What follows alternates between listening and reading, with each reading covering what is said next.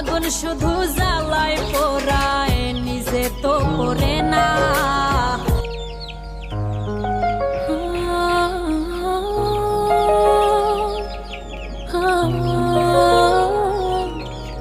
আগুন শুধু জ্বালায় পোড়ায়, নিজে তো পুড়ে না। তাই তো আগুন বুঝে না সে পোড়ানোর বেদনা। বন্ধু তোমার স্বভাব তো সে আগুনের মতো, পুরাইলা শুধু আমায়, নিজের হইল না ক্ষত। জিন্দা